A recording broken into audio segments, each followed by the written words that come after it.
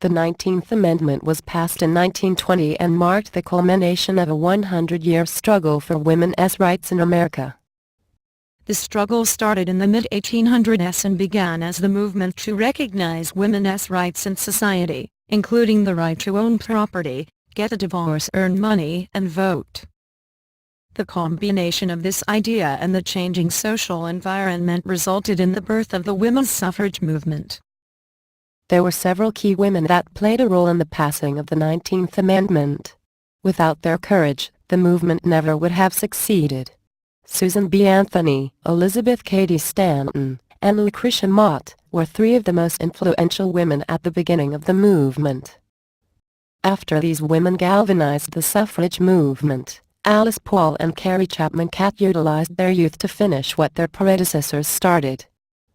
The Seneca Falls Convention took place in 1848 at Seneca Falls, New York.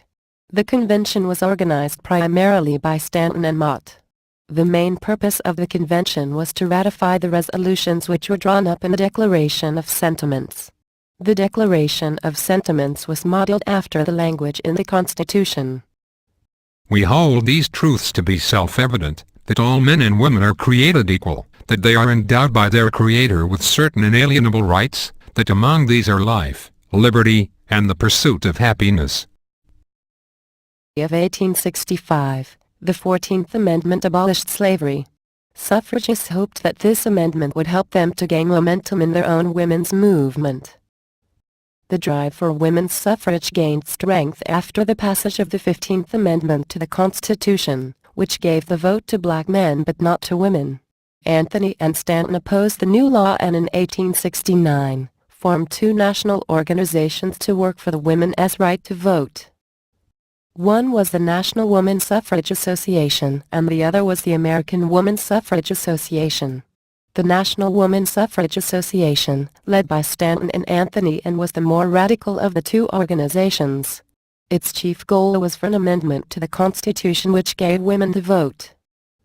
Between 1890 and 1920, women started to play a more active role in the economic, cultural, and political revolution of American society. The expansion of their new public roles influenced suffragists to be more aggressive in support of their cause. The new standard of protest for suffragettes were parades, public speeches and gatherings, as well as petitions.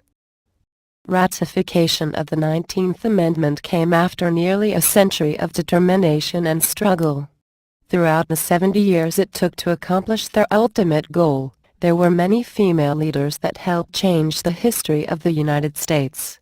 As the visionaries of the movement became the founders, their drive lived on through the women that succeeded them.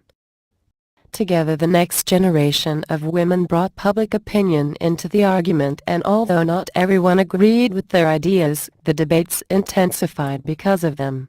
Not all the women who were part of the movement were alive for the final victory, but the amendment became a tribute to the culmination of the collective effort throughout their years by all the influential women involved.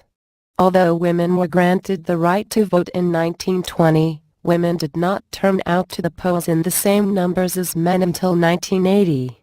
From 1980 until the present, women have voted in elections in at least the same percentage as have men, and often more.